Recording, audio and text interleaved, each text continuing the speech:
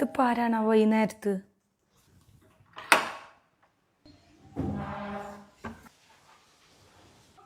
ആ നാത്തൂനാ, എന്തൊരു മുന്നറിയിപ്പില്ലാതെ.